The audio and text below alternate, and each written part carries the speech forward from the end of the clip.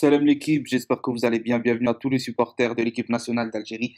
Petite vidéo pour parler des records d'invincibilité des sélections nationales. Il faut savoir qu'on a 29 sélections maintenant et que si lors des doubles confrontations face au Niger, la double confrontation, on ne perd pas le match, on ne perd aucun des deux matchs, on deviendra ex aequo avec l'Argentine et on battra le record de la France. On sera classé cinquième parmi les 5 nations à détenir le record d'invincibilité. Si ensuite le match précédent, ça sera face au Djibouti qu'on devrait gagner, on passerait à ex aequo avec la Hongrie et on serait donc quatrième. Et ça serait vraiment quelque chose d'incroyable. On serait plus qu'à quelques pas du Brésil, de l'Espagne, etc. Mais bref, revenons-en à la France.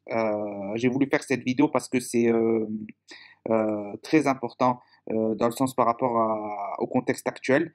Comme vous avez vu, il y a des grosses tensions entre la France et l'Algérie par rapport au discours de Macron, etc., etc. Alors vous allez me dire qu'est-ce que ça a à voir avec le foot? Ben, on va un peu mélanger, on va pas mélanger entre guillemets le foot et la politique parce que le foot c'est de la politique. Le foot c'est de la politique et c'est pour ça que je fais cette vidéo, c'est parce que tout se rejoint. Là, il y a récemment Yanis Lara qui a refusé l'équipe de France après jouer en Algérie. C'est la première fois qu'un jeune fait ça. Euh, il y a de plus en plus de joueurs binationaux qui viennent chez les jeunes en sélection algérienne. Il y a de plus en plus de binationaux qui réclament leur identité algérienne beaucoup plus tôt, donc comme j'ai dit dans les équipes de jeunes. Là, rien qu'avec les tensions, etc., en France, etc., vous allez voir que ça va beaucoup, beaucoup, beaucoup parler. Ça va être repris par les médias français et algériens. Et ça va faire des tensions. Il va y avoir des tensions. Ça va critiquer encore une fois l'Algérie. Ça va essayer de critiquer l'Algérie. Oui, mais c'était contre des équipes faibles, etc., etc. Alors qu'ils savent très bien que non.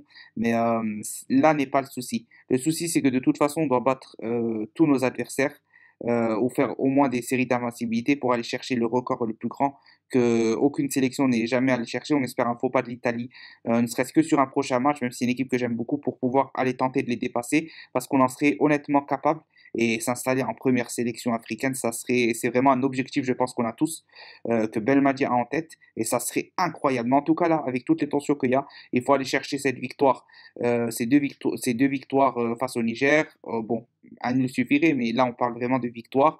Garder cette série d'invincibilité et battre le record de la France avec toutes les tensions qu'il y a actuellement, ça serait une très bonne chose pour l'image de l'Algérie à travers le sport, à travers sa jeunesse, etc., etc.